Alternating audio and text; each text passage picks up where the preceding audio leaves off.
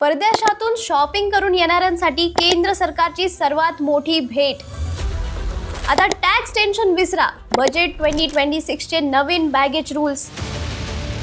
आता 50,000च्या ऐवजी 75,000 पर्यंत सामान आणणं अगदी फ्री.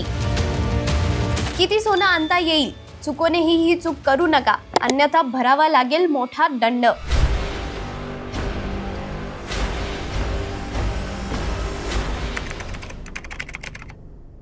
नमस्कार मित्रांनो, मी आहे निकिता दादासाहेब तुपे आणि तुमचं बॉसवाला मराठी चॅनलमध्ये खूप खूप स्वागत आहे. तर आज आपण परदेशातून येताना सोबत काय आणू शकतो आणि नवीन नियमानुसार किती मोठी सूट मिळणार आहे याबद्दल अत्यंत महत्त्वाची माहिती घेणार आहोत. आपल्याला माहीतच आहे की जेव्हा आपण परदेशातून फिरायला किंवा कामासाठी जातो तेव्हा तिथले लेटेस्ट आयफोन, महागडे लॅपटॉप किंवा शुद्ध सोने घेण्याची एक वेगळीच क्रेज असते. पण भारतात विमानतळावर उतरल्यावर मनात एकच भीती येते, कस्टम ड्युटी किती भरावी लागेल, बॅगेतल्या वस्तू जप्त तर नाही होणार.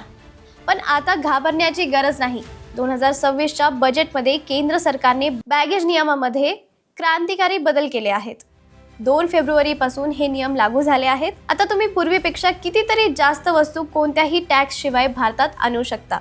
हे नियम नेमके काय आहेत, सोन्याची मर्यादा किती वाढली आहे आणि लॅपटॉपसाठी काय नियम आहेत, हे सर्व आपण आज डिटेलमध्ये पाहणार आहोत. व्हिडिओ खूप माहितीपूर्ण होणार आहे, त्यामुळे शेवटपर्यंत नक्की बघा. आता पहिले आपण समजून घेऊया सामान्य वस्तूंची मर्यादा. सर्वात आधी आपण आपल्या बॅगेतील सामानाबद्दल बोलूया. पूर्वीच्या नियमानुसार परदेशातून येणारा भारतीय नागरिक फक्त 50,000 रुपयेपर्यंतच्या वस्तू विनाशुल्क म्हणजे ड्युटी फ्री आणू शकत होता. पण आता ही मर्यादा वाढून 75,000 रुपये करण्यात आली आहे. याचा अर्थ काय आहे?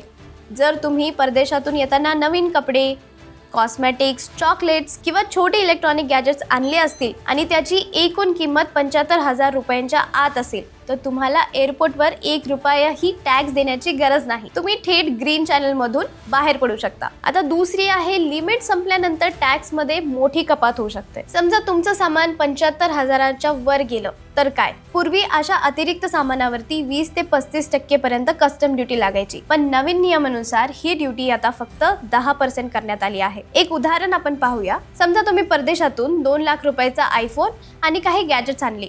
तुमची फ्री लिमिट 75,000 आहे, म्हणजे उरलेल्या 1.25 लाख रुपयांवर तुम्हाला टॅक्स भरावा लागेल. आता फक्त 10% टॅक्स म्हणजे 12,500 रुपये भरून तुम्ही ते सामान अधिकृतपणे भारतात आणू शकताय. पूर्वी यासाठी 25 ते 30,000 रुपये मोजावे लागायचे, म्हणजे आता तुमचे अर्धे पैसे वाचणार आहेत. तिसरं आहे लॅपटॉप आणि टेबलसाठी खास सूट. जर तुम्ही विद्यार्थी असाल किंवा ऑफिसच्या कामासाठी लॅपटॉप आणत असाल तर तुमच्यासाठी एक महत्त्वाची बातमी. 18 वर्षावरील प्रत्येक प्रवाशाला स्वतः सोबत एक नवीन लॅपटॉप, नोटबुक किंवा टॅबलेट विनाशुल्क आणण्याची परवानगी आहे. महत्त्वाची गोष्ट म्हणजे या लॅपटॉपची किंमत तुमच्या 75,000च्या लिमिटमध्ये मोजली जाणार नाही.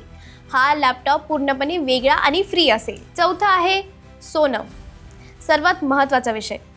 दुबई, बँकॉक किंवा स्वित्झर्लंडमधून सोनं आणणे आता अधिक सोपे झाले आहे. सरकारने किमतीऐवजी आता वजनाला महत्त्व दिलं आहे. तर पहिला पॉइंट आहे महिलांसाठी. ज्या महिला परदेशात किमान 1 वर्ष राहून परतत आहे त्या आता 40 ग्रॅम सोन्याचे दागिने विनाशुल्क आणू शकता. दुसरं आहे पुरुषांसाठी. ही मर्यादा 20 ग्रॅम इतकी आहे आणि महत्त्वाची अट म्हणजे हे सोनं फक्त दागिन्यांच्या स्वरूपात असावे. जर तुम्ही सोन्याची बिस्किट किंवा सोन्याची नाणी आणली तर तुम्हाला पहिल्या ग्रॅमपासूनच पूर्ण टॅक्स भरावा लागेल. तसेच हे दागिने वैयक्तिक वापरासाठी असावेत, विकण्यासाठी नाही. आता पाचवं आहे की जास्त सोनं आणल्यास दंड आणि नियम काय आहेत. जर तुम्ही 40 ग्रॅम किंवा 20 ग्रॅमच्या मर्यादेपेक्षा जास्त सोनं आणलं तर अतिरिक्त सोन्यावर तुम्हाला साधारण 12.5% ते 15% टॅक्स भरावा लागेल. आणि अजून एक महत्त्वाची गोष्ट, जर तुम्ही माहिती लपवून सोनं आणण्याचा प्रयत्न केला आणि पकडला गेला तर तुम्हाला सोन्याच्या किमतीवरती भारी दंड लागेल. तुमचं सोनं जप्त केलं जाऊ शकतं. सोन्याची किंमत 50 लाखाच्या वर असेल तर थेट जेलची हवा खावी लागू शकते. त्यामुळे नेहमी रेड चॅनलमध्ये जाऊन स्वतःहून माहिती द्या. 6वं आहे ट्रान्सफर ऑफ रेसिडेन्स. जे भारतीय परदेशात नोकरी करून आता कायमचे भारतात स्थायिक होण्यासाठी येत आहेत त्यांच्यासाठी सरकारने ट्रान्सफर ऑफ रेसिडेन्स अंतर्गत मोठी सवलत दिली आहे. तुम्ही किती काळ परदेशात होता यानुसार तुमच्या जुन्या घरगुती वस्तूवरती 1.50 लाख ते 60.50 लाखापर्यंत टॅक्स सवलत मिळू शकते. आता मी तुम्हाला काही महत्त्वाचे टिप्स देते. आता व्हिडिओच्या शेवटी काही अशा गोष्टी ज्या तुम्हाला कोणीच सांगणार नाही पण एअरपोर्टवर त्या खूप कामाला येतात. या टिप्स नीट लक्षात ठेवा. पहिला आहे ओरिजिनल बिल जपून ठेवा.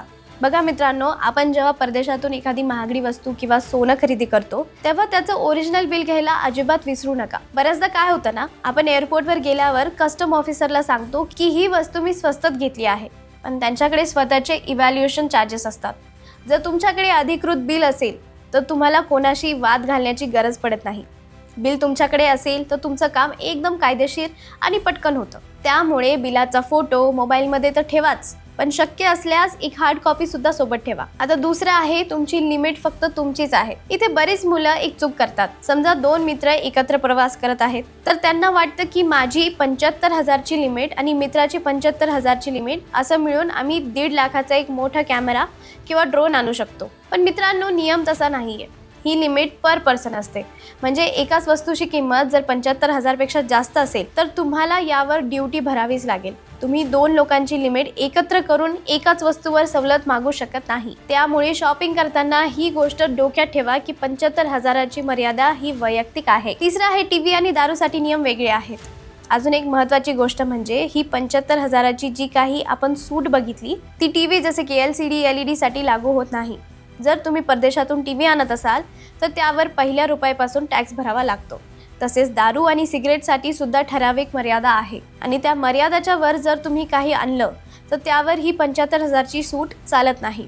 तिथे तुम्हाला जुन्याच कडक नियमानुसार ड्युटी भरावी लागते. आणि चौथं म्हणजे, जसं की मी तुम्हाला पहिले सांगितले, माहिती लपवू नका. सर्वात शेवटी आणि मोलाची टिप, एअरपोर्टवर जर तुमच्याकडे लिमिटपेक्षा जास्त सामान असेल तर स्वतःहून रेड चॅनलमध्ये जा. तिथल्या अधिकाऱ्यांना विश्वासात घेऊन सांगा की माझ्याकडे इतकं सामान आहे.